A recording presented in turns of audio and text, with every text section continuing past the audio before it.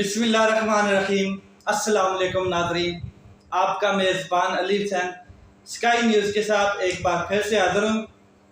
जलसे, जलूस, गुलपोशी, red carpet बिछाओ, रैलियाँ निकालो, इस्तकबाल करो, ज़हराने दो, दावते आम करो, इतने बड़े बड़े वलीमे करो और हर किस्म के खाने तैयार करो, गलियां सजा दो, कूचे सजा दो, अच्छे अच्छे गाने और सुरें और अच्छी अच्छी सारंगियां गलियों में बजाओ, शहर के शहर सजा दो, पूरा मुल्क सजा दो, एयरपोर्ट सजा दो।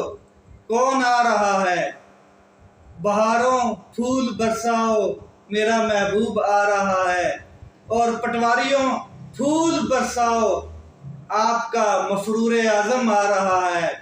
नवाज शरीफ साहब ने शहबाज शरीफ साहब के ज़रिए ये ऐलान आम कर दिया है कि 21 अक्टूबर को पाकिस्तान में आ रहे हैं नवाज शरीफ साहब। ये कोई बड़ी खबर नहीं है कि नवाज शरीफ साहब 21 अक्टूबर को पाकिस्तान में आ रहे हैं, मगर खबर जो है वो मैं आपको बताता हूँ कि असल खबर क्या है।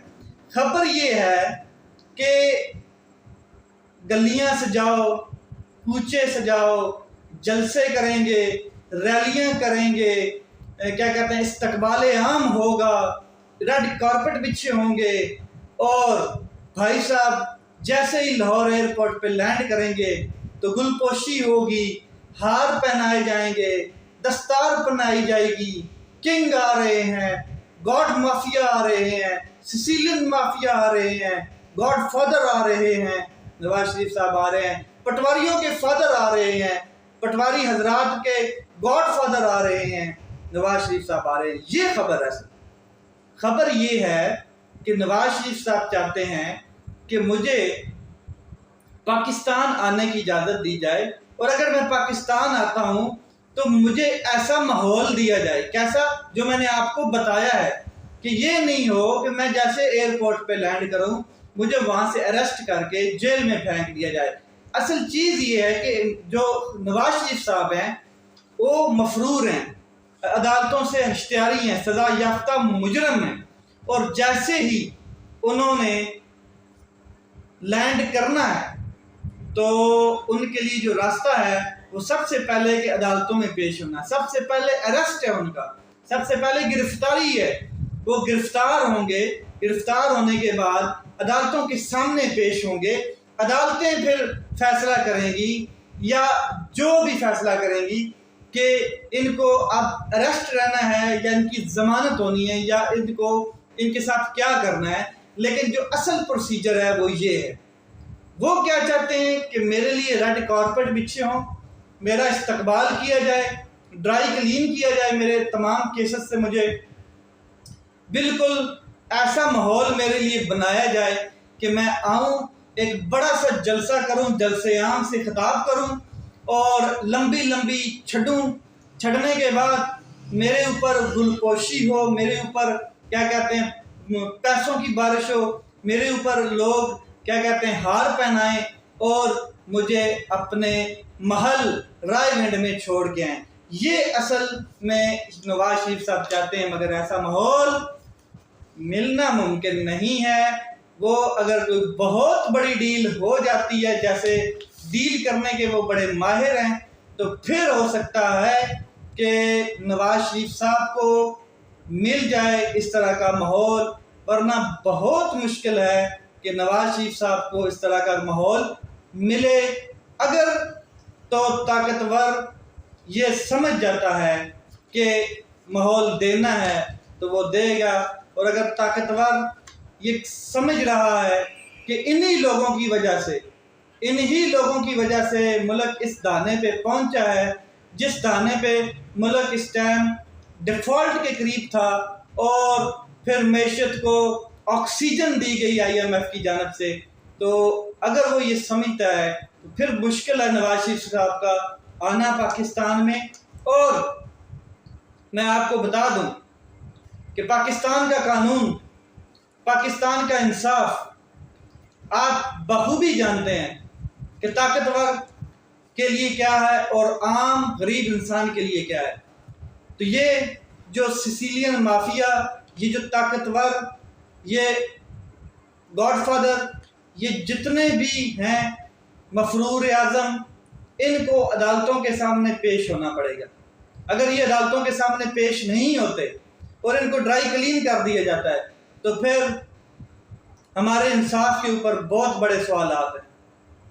जो मफरूर है उसको पाकिस्तान में ला के ड्राई क्लीन किया गया। पहले भी एक शख्स को किया गया है जिसका नाम इसहाक डार है। दूसरी सबसे बड़ी खबर, पहले नवाज शरीफ, नून लीग, तमाम पटवारिये और मरियम साहिबा, शहबाज शरीफ, हमजा, ये सारे लेवल प्लेइंग फील्ड की बात करते हुए नजर आते थे कि इमरान खान साहब को लाडला बना दिया एस्टेब्लिशमेंट ने, ताकतवर ने, और हमें दीवार के साथ लगाया गया है, हमें चुनवाया जा रहा है दीवार में। तो लेवल प्लेइंग फील्ड होगी तो हम बाकी चीज़ें करेंगे। अब लेवल प्लेइंग फील्ड तो हो चुकी है नवाज शरीफ साहब के लिए भी और बाकी तमाम के लिए भी कि इमरान खान साहब तो जेल में हैं। इमरान खान साहब को नायल भी किया गया है। इमरान खान साहब जेल की सजा 37 दिनों से काट भी रहे हैं और बहुत से 200-300 मुकदमे भी हैं। लेकिन अब जो ट्विस्ट आया है कहानी में वो ये है कि बिलावल भुट्टो जरदारी साहब लेवल प्लेइंग फील्ड की बात करते हुए नजर आ रहे हैं। वो कहते हैं कि इलेक्शन के अंदर हमें लेवल प्लेइंग फील्ड चाहिए, इलेक्शन में हमें भी लेवल प्लेइंग फील्ड दिया जाए। ये वो बात किस वजह से कर रहे हैं मैं आपको बताता हूँ कि निगरान सेटअप आने के बाद, निगरान हुकूमत आने के बाद, निगरान तमाम जितने वज़राए आला हैं या मतलब के वज़ीर आज़म हैं, तो सिंध के अंदर निगरान सेटअप ने क्या किया कि तमाम जो अफसरान थे ब्यूरोक्रेसी के उनको चेंज कर दिया है, तब्दील कर दिया है। और ये वो ब्यूरोक्रेसी थी जो सिंध में लाडली ब्यूरोक्रेसी, लाडले जरदारी के लिए काम कर रही थी और क्या कहते हैं बड़ी पसंदीदा ब्यूरोक्रेसी थी जिसको फौरन चेंज कर दिया गया निगरान सेटअप आने के बाद। दूसरा सबसे अहम चीज़, आर्मी चीफ ने जो क्रैक डाउन का क्या कहते हैं काम शुरू किया है तो सिंध में बहुत बड़ा हाथ डाला गया। 1000 से ज़ायद लोगों की लिस्ट जिसमें मुराद क्या कहते हैं वो जो है शाह और मुराद अली शाह और क्या कहते हैं बिलावल भुट्टो, इनके करीबी लोग, करीबी साथी, उनके नाम शामिल है। अब मामला गंभीर है और इनको इस चीज़ का इल्म हो चुका है कि ये सिर्फ हाथ पीपल पार्टी के ऊपर डाला जा रहा है और पीपल पार्टी अब लेवल प्लेइंग फील्ड की भीख मांग रही है। पीपल पार्टी अब लेवल प्लेइंग फील्ड का रोना रोएगी और पीपल पार्टी यूं यूं क्रैक डाउन सख्त होता जाएगा, जैसे जैसे लोगों को उठाया जाएगा, पकड़ धकड़ होगी। अभी तो शुरू हुआ काम, तो ये लोग चीखेंगे, चिल्लाएंगे, माफिया के ऊपर हाथ डल चुका है और आर्मी चीफ का ये बहुत बड़ा कदम है। जो माफिया पाकिस्तान के हैं, जो करप्ट लोग हैं पाकिस्तान के, जो चीनी चोर, जो आटा चोर, जो क्या कहते हैं पेट्रोल माफिया, इनके ऊपर हाथ डाल दिया गया है। बिजली माफिया, इसके ऊपर हाथ डाल दिया गया है। डॉलर माफिया, इसके ऊपर हाथ डाल दिया गया है। और ये वो चाहते हैं कि अब हमें भी लेवल प्लेइंग फील्ड दिया जाए, इलेक्शन से पहले हमारे लोगों के ऊपर हाथ ना डाला जाए, ऊपर सफाई ना की जाए हमारी। तो ये इलेक्शन से पहले तो अभी बहुत कुछ होने वाला है। अभी तो इमरान खान साहब भी बाहर आएंगे और इलेक्शन भी लड़ेंगे नवंबर में। इमरान खान साहब भी बाहर आएंगे और बड़ी चीज़ें अभी तब्दीलियां आने वाली हैं।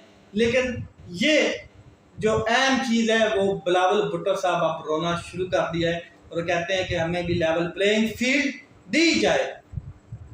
इसके अलावा पीपल पार्टी ने सेंट्रल एग्जीक्यूटिव कमेटी का इजलास बुला लिया है। उसमें तमाम जो पुराने साथी हैं, जो ओल्ड कंपेनियंस हैं, उनको मनाने की कोशिश की जाएगी, खास करके एतजाज अहसन साहब, खास करके लतीफ़ खोसा साहब, क्योंकि चंद गलत पॉलिसियों की वजह से इन्होंने साइड पे हो गए थे और पीडीएम कि नून लीग का साथ देने की वजह से पीपल पार्टी का इनके इख्तलाफात बढ़ गए थे।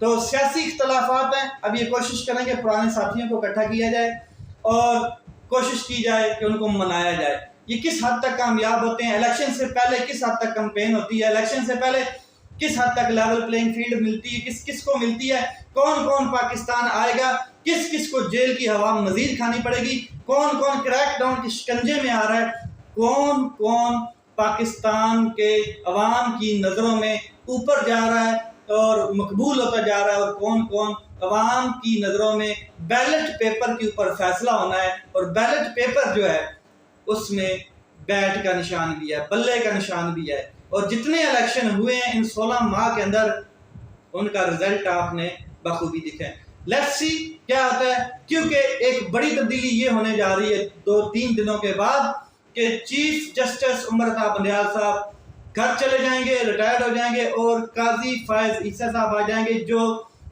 पीपल पार्टी और नून लीग ये समझती है कि वो हमारे हमायती हैं। अब देखना ये है कि काजी फायज ईसा साहब आइन और कानून के हमायती हैं या बाइस्ड हो चुके हैं। उनके आने से पहले ये जो इतना माहौल क्रिएट किया गया नून लीग की जानिब से, तो ये बहुत से सवालात खड़े कर रहा है। देखना ये है कि पाकिस्तान का आने वाला मुस्तकबिल और क्या policies chief justice of Pakistan Qazi Faez Isa साहब बनाते हैं और किस किस्म के फैसले देते हैं। अपना ख्याल रखें, अपने भाई के चैनल का ख्याल रखें। पाकिस्तान जिंदाबाद।